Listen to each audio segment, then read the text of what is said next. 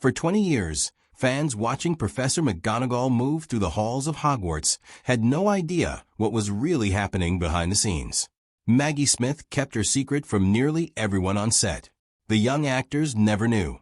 The crew barely suspected a thing.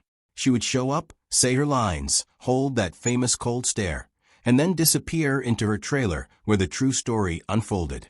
Only at 89, just before her death in 2024, did the full truth begin to surface, and it was not what anyone expected. What she actually endured during those films changes everything we thought we knew. Margaret Natalie Smith entered the world on December 28, 1934, in a quiet place outside London. Her life did not begin with fame or applause, but in modest, almost ordinary circumstances. Her mother was a secretary, and her father worked as a pathologist. When she turned 4, the family moved to Oxford, a city full of books, ideas, and long, peaceful days. Then everything shifted. Her father died when she was only 9, and that loss did not simply pass through her. It stayed. It made her quiet in a new way. She watched more and spoke less, and somewhere inside that silence, she started understanding people like most children ever do. A strange contradiction grew inside her during those early years. At just 4 years old, she stood in a church and recited poetry so clearly that she won a contest, holding the entire room in absolute stillness. Yet outside that moment, she could barely speak without stuttering. Words tripped over themselves, and she would shrink back, unsure how to face anyone. So she learned to observe instead. She studied faces, tones, and small gestures, slowly building a shield out of wit. A sharp comment here, a clever remark there. People laughed, and she stayed in control. Acting gave her something even more powerful, a voice that did not belong to her fear. At 17, that quiet, watchful girl stepped onto a real stage. At the Oxford Playhouse, she played Viola in Twelfth Night. It should have felt like a breakthrough, and in some ways it was. But behind the scenes, life was far from glamorous. She earned almost nothing, just a few pounds a week, barely enough to survive. She lived in cold rooms, ate little more than tea and toast, and counted every coin. Still, every night she stood under the lights, playing a character full of life while fighting hunger and doubt.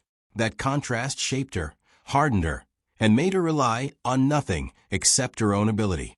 In 1956, she crossed the ocean and appeared on Broadway in New Faces of 56. Something unusual happened there. She did not try to fit in or be charming in the expected way. Instead, she leaned into oddness, sharpness, and something almost uncomfortable. Critics did not know what to make of her at first. Some called her vulgar, while others saw something deeper beneath the strange humor and bold delivery. Vulnerability, something raw and honest. People laughed, but also felt uneasy, as if witnessing something too real. That tension became her strength. Around the same time, she faced rejection that could have stopped anyone. Twice she applied to the Royal Academy of Dramatic Art, and twice she was turned away. For many, that would have been the end. But she did not bend. She found another path through the Oxford Playhouse School and built herself through real performances rather than formal approval. Later, she would mock RADA, calling it stiff and limiting. That rejection did not weaken her. It freed her. It pushed her toward a career where she never had to follow anyone else's rules.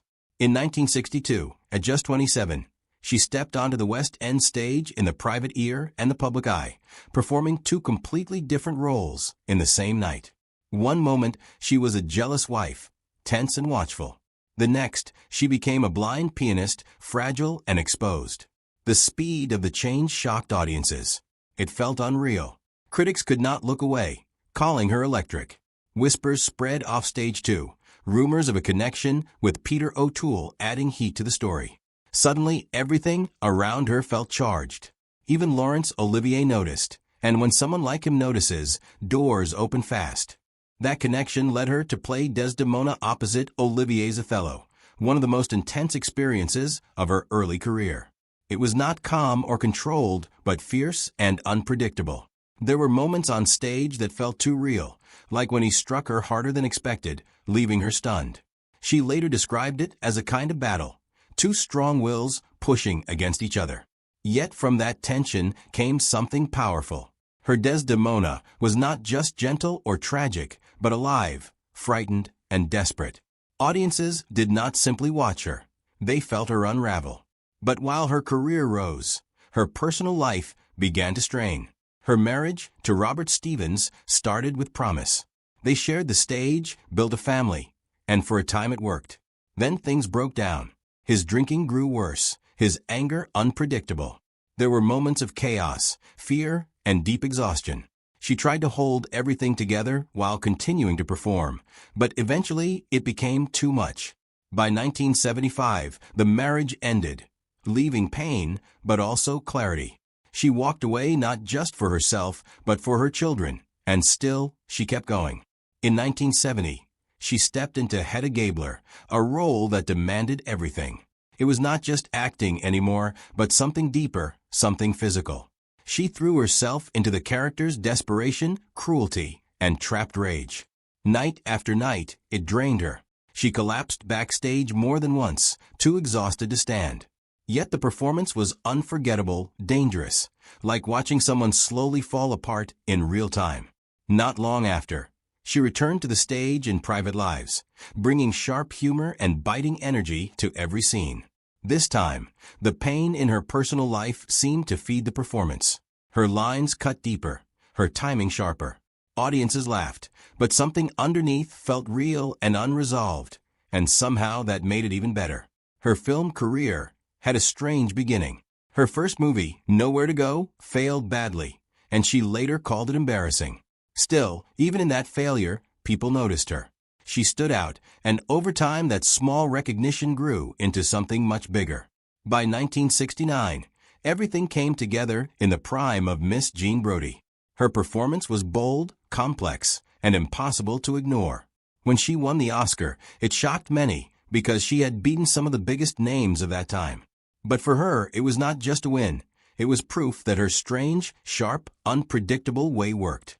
In A Room with a View in 1985, she played Charlotte Bartlett as a snobbish chaperone who cared deeply about manners and appearances, giving every scene a sharp spark. Her lines had a sting. When she worried over room views and improper encounters, saying things like, "I shall never forgive myself," it felt as if she could cut through a room with nothing but her voice. Helena Bonham Carter and Julian Sands later remembered how she would slip in extra cutting remarks about class and behavior, making Charlotte feel more real. James Ivory admired how she brought real poison into Edwardian snobbery, earning an Oscar nomination. Off-screen, Smith bonded with Denholm Elliott over their shared dislike of heavy costumes, turning long hot days in Florence into something lighter. That role became a turning point because after that, Hollywood knew exactly what she could do with a sharp tongue and a proud posture. In Tea with Mussolini in 1999, she brought that same force to Mary. Trouble started when Smith felt her role was being cut back in favor of younger stars. She was furious, and that frustration fed the performance. On set in San Gimignano, she openly clashed with Franco Zeffirelli, accusing him of pushing her character aside for youth. She poured her real fear of being pushed out of the spotlight into Mary's bitterness, improvising extra lines with a sharp mocking tone, even turning fascist style into targets for sarcasm. Judi Dench later joked that Smith outdid everyone around her, and Mary became the sarcastic center of the group. Even after the film ended, Smith kept her distance from Zeffirelli in interviews, but the film still did strong business, reminding everyone that her presence could carry real weight no matter the chaos. Gosford Park in 2001 saw Smith master the art of making cruelty feel elegant. As Constance, Countess of Trentham, she played an aging aristocrat with all the pride in the world, but far less power than she wanted, which made her dangerous. Robert Altman's film lived on tension and hidden resentment, but Smith made Constance even harsher by slipping in extra insults that revealed prejudice under the polished surface. Clive Owen remembered rehearsals stopping cold because of the venom in her delivery, and Altman loved it enough to keep rolling. Helen Mirren's character watched her carefully, and the audience did too, because every line felt like it might land harder than expected. Smith later brushed it off as simple upper-class nastiness, but those around the film saw something darker. She gave the role not just snobbery, but a chill that made her unforgettable. Fame came with strange frustrations. On the Graham Norton show, a child once asked if she had really been a cat, referring to McGonagall's transformation. Smith laughed hard and gave the witty answer people expected. But behind that reaction was also a hint of annoyance. She had spent a lifetime building performances with intelligence and craft, and now part of the public wanted to reduce all that work to whether she had once turned into a pet. She handled it with humor, as she almost always did, but the irritation underneath was understandable. That irritation became easier to understand once people learned what she lived through during the later Harry Potter films. While filming Half-Blood Prince and then Deathly Hallows, she was quietly battling breast cancer. Off camera, chemotherapy left her weak, bald, and deeply exhausted. She later said it flattened her completely, and there were times she had to grip railings just to stay steady between takes. She nearly quit, unsure if she could finish. Yet the filmmakers believed McGonagall mattered too much to lose, and somehow Smith forced herself through it. For Deathly Hallows, she worked under wigs, joking darkly about how she looked, but the humor covered something far harder. She was proud of herself for getting through it, and rightly so. On screen, audiences still saw the stern face, clipped words, and hard stare. They did not see the private misery behind them. In later interviews, she spoke plainly about the work. She was grateful for Harry Potter, but also said it was not the most challenging material she had ever done.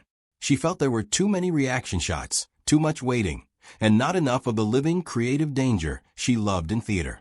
Even the practical side of the fantasy world wore her down. The giant hats, heavy costumes, endless cold, and waiting in trailers all became part of the grind. After her death, clips of these remarks spread online, and some tried to turn them into proof that she hated the role. That was too simple. What she hated was drudgery. What she disliked was creative limitation. She could be grateful and honest at the same time. That blunt honesty was part of what made her Maggie Smith in the first place. The people around her often only understood the full truth later. Emma Watson praised how Smith held her own among the male authority figures at Hogwarts. Rupert Grint spoke movingly after her death about the hidden pain she had endured while still being kind and funny around the younger cast. That was one of the most striking parts of her story. The children saw the wit, command, playfulness, and professionalism. They did not see the sickness behind it. She carried that alone. When she died on September 27, 2024, at 89, fans raised wands in tribute, and for once, the gesture felt fully deserved. McGonagall had always stood for dignity, discipline, and strength. Smith had given her all of that, because she had lived all of that. What remained was not just a list of awards or famous lines, but an image running through every part of her career. A woman with a sharp mind, a harder will, and a gift for making every sentence land exactly where it should. She could terrify children in a manor house, rule an English estate with one raised eyebrow, carry a monologue about moral blindness, or walk into Hogwarts and make the whole place feel real. Even in illness, even in age, even when the work exhausted her, she kept performing with discipline and bite. That is why she lasted. That is why people kept watching. And that is why, even now once you start reading about her, it is hard to stop.